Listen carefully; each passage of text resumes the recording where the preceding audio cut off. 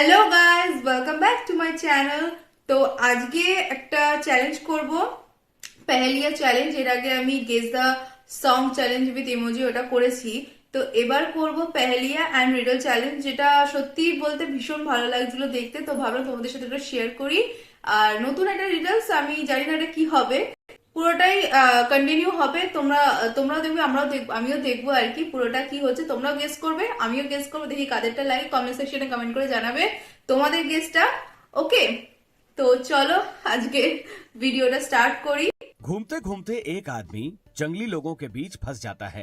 जंगली लोगों से बचने के लिए उसे एक गेम खेलना होगा। उसके सामने 5 ग्लासेस हैं। जंगली लोग पहले ग्लास के नीचे एक पत्थर रख देते हैं। अब वो इन्हें घुमाएंगे। उसे बताना है कि पत्थर यानी रॉक कौन से ग्लास के नीचे रखा है। आप भी ध्यान से देखिए। আরে ভাই রুক যা, ও কত ঘোরাচ্ছে, ইনসান থক যায়। जंगली लोग फिर उस आदमी से पूछते हैं, बताओ पत्थर कौन से ग्लास डी, के डी, नीचे डी। है। तो आदमी बोलता है डी। अब आप बताइए कि क्या वो आदमी उन जंगली लोगों से बच पाएगा कि नहीं बच पाएगा। आप भी मुझे कमेंट अपना करके आंसर बताइए, कमेंट करके তোমরা बताइए। কমেন্ট করে आप জানাও चाहें যে तो কোনটা रिपीट ঠিক भी कर হবে। सकते हैं। আমার মনে হলো অপশন ডি হবে। চলো পরেরটা দেখি। आपको एक तांत्रिक किडनैप करके एक जादुई घर में कैद कर देता है। हालांकि आप सामने दिख रहे 4 दरवाजे में से किसी एक दरवाजे से बाहर निकल सकते हैं। पहले दरवाजे के पीछे बहुत ज्यादा ठंड है। Okay. अगर आप इस दरवाजे से जाएंगे तो आप कुछ ही सेकंड्स में बर्फ बन जाएंगे। दूसरे दरवाजे के पीछे सूरज इतना तेज है कि वहाँ से गुजर रही कोई भी चीज तुरंत राख में बदल जाएगी। तीसरे दरवाजे के पीछे एक नदी है जिसमें भूखे एलिगेटर्स और क्रोकोडाइल्स यानी मगरमच्छ भरे पड़े हैं। चौथे और आखिरी दरवाजे के पीछे जहरीली गैस है जिसमें आपका दम घुट जाएगा। क्या कोई तरीका है जिससे आप तांत्रिक के कैद से आजाद हो पाएंगे? आपके पास 10 सेकंड्स होंगे पता लगाने के लिए।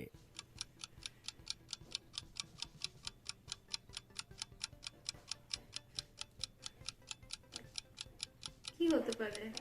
মানে যদি বরফের ওখানে যাই তো জমে যাবো। कॉमन सेंस crocodile लगाना তো था। খেয়ে নেবে। शाम फिर का ওখানে इंतजार गেলে करो और जब सूरज ढल जाए तो गरम दूसरे पड़े। दरवाजे से निकल लो। क्या आपका जवाब भी Cash। यही था? এ বাবা, এটা ভাবিনি। नहीं।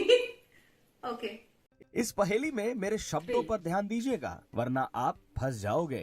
आप घूमते घूमते एक गुफा में फंस गए हैं। आपके सामने गुफा से बाहर निकलने के 2 दरवाजे होते हैं। पहले दरवाजे के पीछे गर्म लावा की नदी है। अगर आप उसमें गए तो आप ऑफ कोर्स जलकर मर जाएंगे। दूसरे दरवाजे के पीछे -30 डिग्री के -30 ठंडे पानी की नदी है। जल इस तो बर्फ दरवाजे हो से जाए। अगर आप तैर कर जिंदगी गए तो आप पानी में बर्फ बन जाएंगे और आपकी मौत हो जाएगी। आपके पास कोई सामान ऑप्शन नहीं मिला, है और ऑप्शन आप वन, अकेले माने हैं। बर्फ मिला बताइए ऑप्शन कि टा। आप कौन सा सेकंड दरवाजा चुनेंगे যাই गुफा হোক, से যেটা তো बाहर বরফ आने আছে ওই के लिए। অপশনটা হবে। और কারণ जैसा कि मैंने बताया मेरे शब्दों पर ध्यान -30 जरूर डिग्री तो दीजिएगा बर्फ जमी वरना जाए, यहाँ आराम से आपका हेरे भी पॉइंट जाते बर्फ। नहीं बढ़ेगा। स्टार्ट। দেখি আর কি বলে।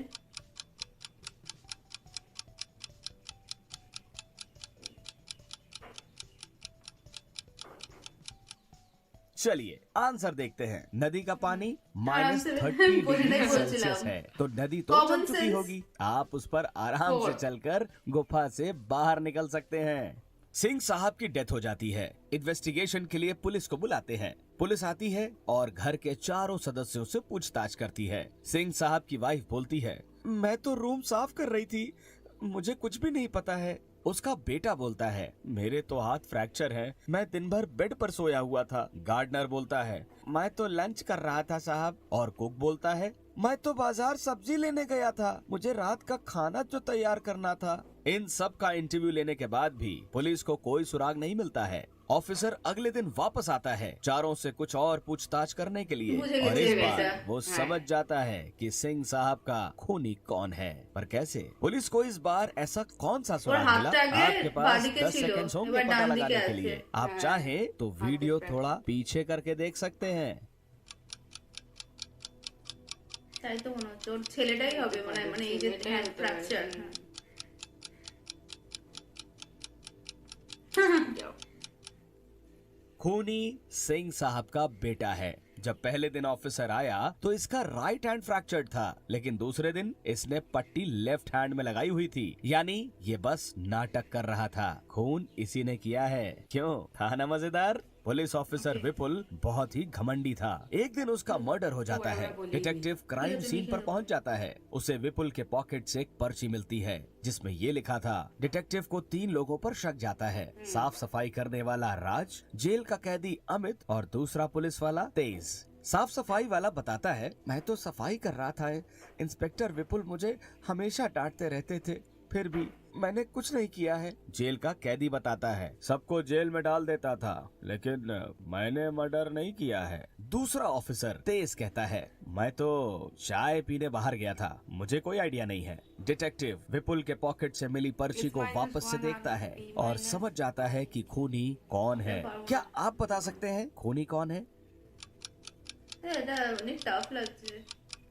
এটা তো মনে হয় সেই SB কি লেখা ওটা AK নাকি खूनी साफ सफाई करने वाला राज है। विपुल के पॉकेट से राज। जो पर्ची मिली उसमें लिखे अल्फाबेट में -1 कर दीजिए। S से पहले R आता है, B के पहले A आता है और K के Oh पहले my J आता है। God! ये तो मैंने competitive exam এর জন্য মানুষে डिटेक्टिव के পড়ে। हाथों पकड़ा जाता है। दुकान से जैसे ही मालिक बाहर जाता है जी आई। वैसे ही एक कस्टमर काउंटर पर रखे 500 रुपए चुरा लेता है। कुछ देर में जब दुकानदार वापस आता है तो कस्टमर वही 500 रुपए देकर दुकानदार से 350 रुपए का सामान खरीदता है और दुकानदार उसे उसके सामान के साथ बाकी के 150 रुपए भी वापस देता है। दिमाग लगाइए और बताइए कि दुकानदार का टोटल कितने रुपए का नुकसान हो गया।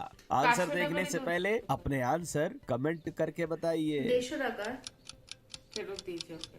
300 টাকা কত টাকা কিনলো? 350 টাকা। 150 টাকা नुकसान হতে পারে। 500 টাকা মতো। 500 টাকাই नुकसान है। दुकानदार के 500 रुपए का ही नुकसान हुआ हाँ, है। 500 टाका ही तो पूरा Well, दी थी इसे। कस्टमर ने 500 रुपए चुराए पर उसने 500 दुकानदार को वापस भी कर दिए, यानी टोटल नुकसान 500 रुपए का ही हुआ। 350 का सामान और 150 रुपए कैश। आपका यहाँ पॉइंट बढ़ा या कंफ्यूज हो गए? यहाँ Confuse एक हो गई आदमी इसलिए। को रास्ते में एक वॉलेट पड़ा मिलता है। अच्छा। उस वॉलेट पर S लिखा होता है। वो आदमी उसी जगह पर एक नोट छोड़ देता है, ये लिख के कि जिसका भी ये वॉलेट है वो सेक्टर 8 में रोहित के घर आ जाए। अगले दिन उसके घर 4 लोग आते हैं और चारों कहते हैं कि वो पर्स उनका है। रोहित असली ओनर को पहचानने के लिए उनसे कुछ सवाल पूछता है। आप लोगों का नाम क्या है? पहला लड़का कहता है शुभम, दूसरा वैभव, तीसरा साकेत और चौथा श्याम। रोहित फिर दूसरा सवाल पूछता है, ये वॉलेट आपने कब खोया था? पहला आदमी कहता है दोपहर में घर जाते वक्त। दूसरा, जी दोपहर में स्टेशन जाते वक्त। तीसरा, दोपहर में जब दोस्त से मिलने गया था तब। और चौथा, शाम को जब मैं सब्जी लेने गया हुआ था। रोहित को अब भी 2 लोगों पर शक जाता है और वो एक सवाल पूछता है, वॉलेट कौन से कलर का था? पहला आदमी कहता है ग्रीन, दूसरा ब्राउन, तीसरा ब्राउन और चौथा भी ब्राउन ही कहता है। रोहित को अब समझ में आ जाता है कि बैग किसका है। क्या आप समझ पाए? आंसर देखने के पहले अपने आंसर कमेंट करके बताइए।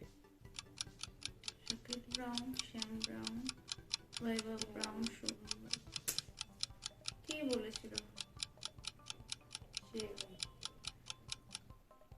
काफी सारे लोग अभी तक सोच रहे होंगे वो संध्यावाले तो वॉलेट हारी- तीसरे बंदे का था। वॉलेट पर S लिखा था तो वो वैभव का तो हो नहीं सकता ओह। क्योंकि उसका नाम V से शुरू होता है। रोहित को नाम वॉलेट रहेगा दिन में मिला था तो फिर ये शाम को कैसे हो सकता है? यानी ये बैग चौथे बंदे का भी नहीं है और वॉलेट का कलर ब्राउन है, ग्रीन नहीं। तो पहला बंदा भी झूठ बोल रहा था। बैग का असली ओनर है तीसरा बंदा तो यानी साकेत। আজকের ভিডিওটা এত অবধি থাক।